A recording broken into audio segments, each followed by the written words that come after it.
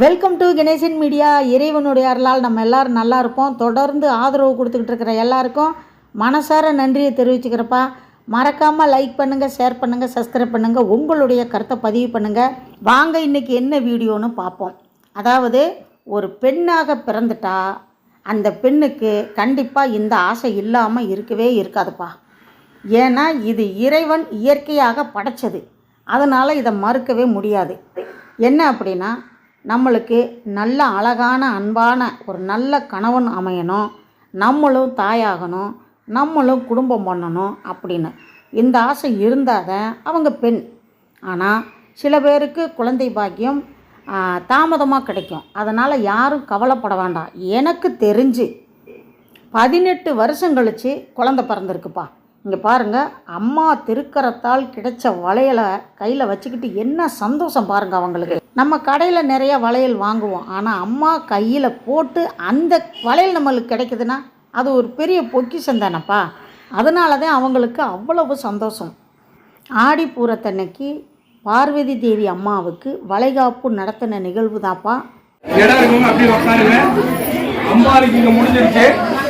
அடுத்தது அம்பாள் சொரூபமாக இருக்கக்கூடிய கர்ப்பிணி பெண்களுக்கு நலங்களாக வச்சு அவங்களுக்கு சாப்பாடு அம்பாளுக்கு படைச்சாச்சுல, அந்த படைச்சதை அவங்களுக்கு ஊட்டி எல்லாம் பண்ணிட்டு, அதுக்கப்புறம் குழந்தை பாக்கியம் வேண்டுகின்றவர்களுக்கு, அதுக்கப்புறம் திருமண வரம் வேண்டுகின்றவர்களுக்கு அவங்களை முடிச்ச உடனே அம்பாளுக்கு மகாதீபாத்துல அதோட வழிபாடு சிறப்புற்றது. எவ்வளவு பேர் பிரசாதம் செஞ்சு கொண்டு வந்திருக்காங்கன்னு பாருங்கள். வகை வகையான சாப்பாடு. பார்வதி தேவி அம்மா பார்க்குறாங்க, என் மேலே இவ்வளவு பக்தியோட பாசத்தோட இத்தனை விதவிதமான பிரசாதம் கொண்டு வந்திருக்கீங்களே நெய்வேத்தியம் பண்ணுறதுக்கு அப்படின்னு சொல்லி அம்மா அப்படியே பார்த்து புன்சிரிப்போடு இருக்கிறத நீங்கள் கவனித்து பாருங்கள், தெரியும். அப்படியே மஞ்சள் குங்குமம் எல்லாம் ரெடி ஆகிக்கிட்டு இருக்கு. இப்போ பார்த்தீங்கன்னா அம்மாவுக்கு வளைகாப்பு முடிஞ்ச உடனே கர்ப்பிணி பெண்களுக்கு, அதாவது ஆல்ரெடி கர்ப்பமாக இருக்கிறவங்களுக்கு, அது முதல் குழந்தையாக இருந்தாலும் சரி, ரெண்டாவது குழந்தைக்காக கர்ப்பமாக இருந்தாலும் சரி, எல்லாருக்குமே நல்லபடியாக குழந்தை பிறக்கணும், ஆரோக்கியமாக இருக்கணும். குழந்தை பிறக்கிறது பெரிய விஷயம் இல்லை, பிறந்த குழந்தை நல்ல அறிவாற்றலோட பக்தியோட நல்ல விவரமான குழந்தையாக ஆரோக்கியமாக நிம்மதியாக சந்தோஷமாக பல்லாண்டு காலம் வாழணும் இல்லையா. அதுக்காக எல்லாரும் வாழ்த்தி அவங்களுக்கு ஆரத்தி எடுக்கிறாங்க. இவங்களுக்கு எல்லாருக்குமே குழந்தை இருக்குது, அவங்களுக்கு வளைகாப்பு பண்ணுறாங்க. புதுசாக மாதமாக இருக்கிறவங்களுக்கும் பண்ணுறாங்க. ரொம்ப சந்தோஷமாக இருந்துச்சு. அடுத்து பார்த்திங்கன்னா, நம்மளுக்கு ஒரு குழந்தை இல்லையே அப்படின்னு ஏங்கிக்கிட்டு இருக்கிறவங்களுக்கு கண்டிப்பாக அடுத்த வருஷத்துக்குள்ளே உங்களுக்கு குழந்தை பாக்கியம் கிடைக்கும் அப்படின்னு எல்லாரும் மனசார வாழ்த்தி அவங்களுக்கும் நலுங்கு வச்சு வளைகாப்பு பண்ணுறாங்க.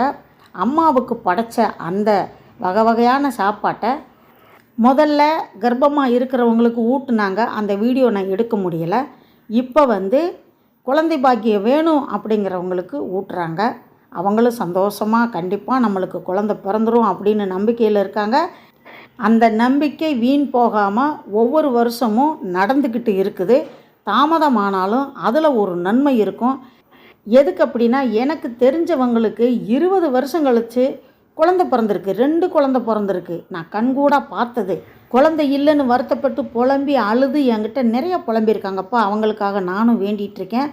குழந்தை இல்லாதவங்க இந்த வீடியோ பார்க்குறவங்க நம்மளுக்கு பிறக்கும் அப்படின்னு நம்பிக்கையோடு இருங்க. தாமதமானாலும் அதுலேயும் ஒரு நன்மை இருக்கும்னு நினைங்க. உங்களுடைய நியாயமான ஆசை கண்டிப்பாக நிறைவேறும். அடுத்து பார்த்திங்கன்னா, திருமணம் ஆகாதவங்களுக்கு திருமணம் ஆகணும், முக்கியமாக நல்ல கணவன் கிடைக்கணும், அன்பான கணவன். அன்றாட தேவைகளுக்கு சம்பாரித்து கொடுத்தா கூட போதும். அன்பான கணவன் கிடைக்கணும், நல்ல குடும்பம் அமையணும். அப்போ தான் அந்த பெண்களுக்கு நிம்மதி கிடைக்கும். நிறையா சம்பாரித்து கொடுத்துட்டா நிம்மதி கிடைக்காது, அன்பு வேணும்.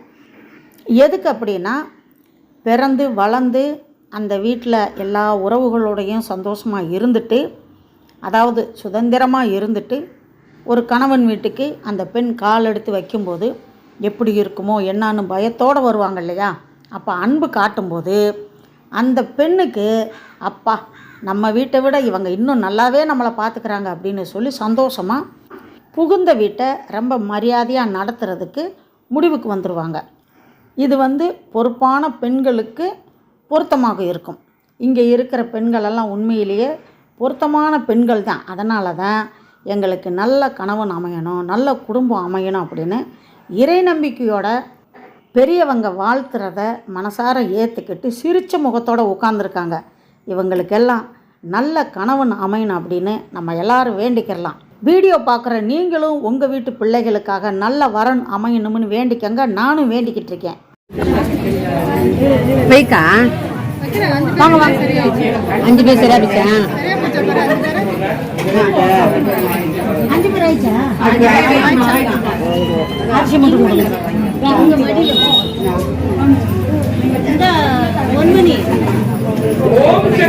பராசக்தி பராசக்தி பராசக்தி பராசக்தி.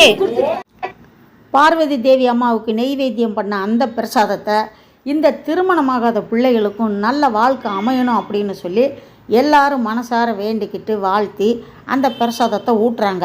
இங்கே உட்கார்ந்துருக்கிற அந்த பெண்களுடைய தாய்மார்கள் ஒருத்தருக்கு ஒருத்தர் உங்களுக்கு நல்ல மருமக அமையும் அப்படின்னு அவங்களுக்குள்ளேயும் வாழ்த்திக்கிட்டாங்க.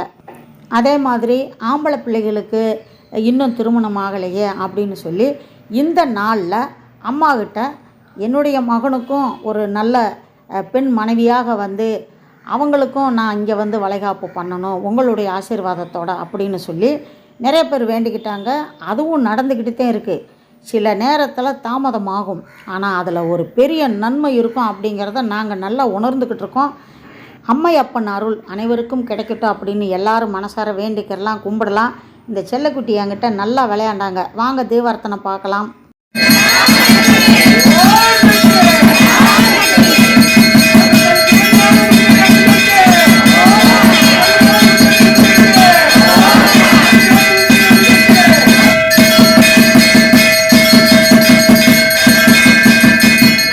எல்லாரும் கற்பூர ஆரத்தியை தொட்டு கும்பிட்டு வணங்கிக்கங்க, நல்லது நடக்கும்.